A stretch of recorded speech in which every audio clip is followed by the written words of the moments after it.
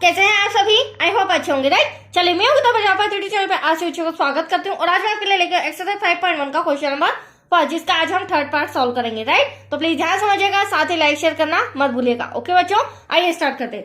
देखिए क्या कहना है क्वेश्चन में, निम्नलिखित स्थितियों में से किन स्थितियों में संबद्ध संख्याओं की सूची एपी है, मतलब कि समांतर श्रेणी है या नहीं, और अगर है तो क्यों है, वो भी हमें बताना है। तो देखो एपी क्या होता है, जिसे हम समांतर श्रेणियां कहते हैं, उसका मीनिंग थोड़ा सा बेसिक पॉइंट में आपको समझा देती हूँ, उसके बाद फिर हम ये सम पे आएंगे, राइट। देखिए चैप्टर 5 समांतर श्रेणियां। तो देखो बच्चों दो एग्जाम्पल लिए हैं, हालांकि इसके फर्स्ट और सेकंड पार्ट में काफी डीप में समझाया है, वो भी आप वीडियो देख लीजिए ताकि आपके डाउट्स क्लियर हो जाए। तो देखो यहाँ पर मैंने पहले से रिटर्न करके रखा है क्वेश्चन, एग्जाम्पल फर्स्ट लिया है, एग्जाम्पल सेकंड लिया है, ठीक है। 1 3 5 7। अब आप देख सकते हैं मैंने यहाँ पर जब माइनस किया, डिफरेंस किया, मतलब कि 3 में से 1 माइनस किया, 5 में से 3 माइनस किया, 7 में से 5 माइनस किया, तो जो डिफरेंस आ रहा है हमारा वो समान आ रहा है, इक्वल आ रहा है, 2 2 2, ठीक है। आपको हर बार यही करना होगा, अगली वाली संख्या में से पिछली वाली को माइनस करना होगा।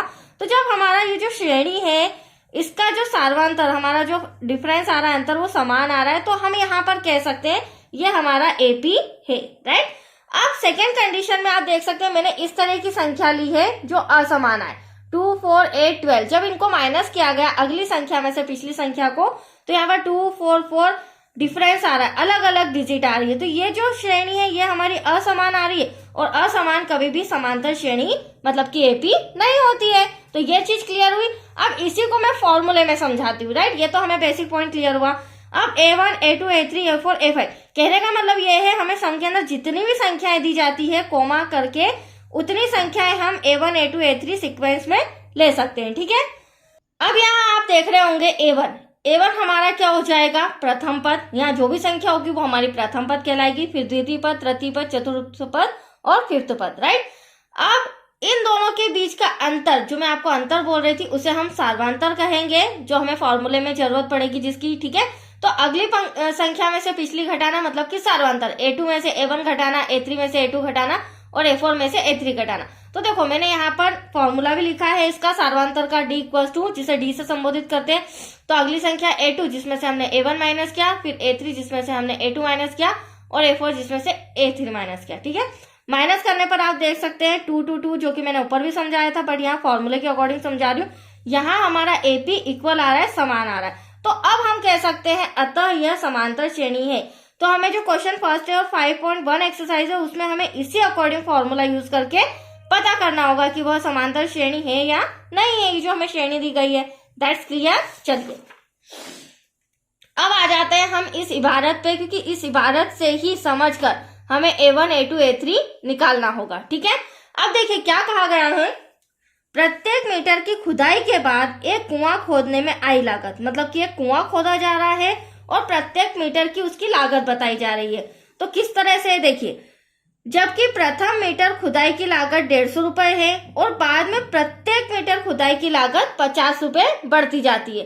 तो हम पहले स्टार्टिंग का 1 मीटर निकाल लेते हैं, राइट। थोड़ा सा ड्रॉ के थ्रू मैं आपको समझा देती हूँ।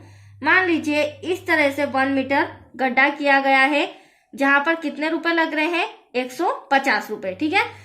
और बाद में प्रत्येक मीटर की खुदाई, मान लीजिए यहां तक हमने 1 मीटर की खुदाई कर ली, फिर इसके बाद और 1 मीटर की खुदाई की जाती है, तो कितने रुपए लग रहे हैं, प्रत्येक 1 मीटर की खुदाई के बाद 50 रुपए। फिर इसी तरह हम बढ़ाते जाएंगे, क्योंकि हमें क्या लाना है, एटलीस्ट समांतर श्रेणी लाना है। और जब तक ये मीटर की खुदाई होती रहेगी, हर नेक्स्ट में 50 रुपए आ रहे हैं, ठीक है।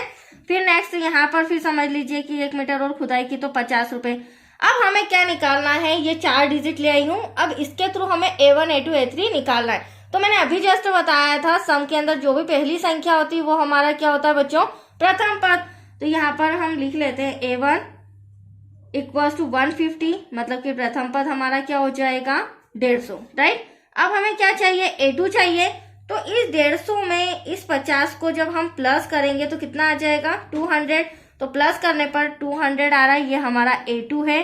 फिर हम निकालेंगे A3, तो 200 में, इस 200 में 50 को वापस से प्लस करेंगे, तो यहाँ पर आ जाएगा 250। तो ये हमारा A3 हो जाएगा, राइट। स्टेप बाय स्टेप बताती जा रही हूँ। और प्लस क्यों कर रहे हैं, क्योंकि वही डिफरेंस आ रहा है 50-50 का। जिससे हमारा A1 A2 A3 A4 आता जाएगा। फिर हम प्लस करेंगे तो ये हो जाएगा 300, मतलब कि A4 जो है वो हमारा आ रहा है 300। तो बस मेरे को A4 तक ही चाहिए, इससे ज्यादा मैं नहीं निकालूंगी। इससे ही इन 4 श्रेणी से ही हमें पता चल जाएगा कि एटलीस्ट समांतर श्रेणी है या नहीं है। तो चलिए समांतर का फॉर्मूला लगाते हैं, जो मैंने अभी आपको समझाया था। वो होता है D = A2 - A1, राइट। फिर A3 - A2, फिर A4 - A3। अब हम डिजिट लिख लेते हैं, राइट बच्चों। A2 मेरा 200 है, जिसमें से हम माइनस करेंगे 150 को। तो आप देख सकते हैं 200 में से 150 गया, बचा 50, राइट। फर्स्ट कंडीशन तो हमारी 50 आ रही है। उसके बाद A3 हमारा 250 है। 250 में से हम माइनस करेंगे 200 को, तो ये भी हमारा 50 आ रहा है। फिर A4 300 में से जब हम 250 को माइनस करेंगे तो ये भी हमारा डिफरेंस 50 आ रहा है। तो अब आप देख सकते हैं, ध्यान से समझिएगा, ये जो हमारा आ रहा है सर्वांतर, ये जो हमारा सर्वांतर आ रहा है, ये क्या आ रहा है, समान आ रहा है। और समान आ रहा है इसका मतलब ये हमारा AP है। दैट्स क्लियर, यही हमें बताना था। तो हम यहाँ लिख सकते हैं, जब हमने सर्वांतर करके देखा कि हाँ जो डिफरेंस है वो बराबर आ रहा है, तो अतः यह समांतर श्रेणी है, मतलब कि AP ये हमारा है। आया आपको समझ में? तो ये भी छोटा सा सम कंप्लीट हो चुका है। अब नेक्स्ट मिलेगा इसका 4th पार्ट। ओके बच्चों, थैंक यू।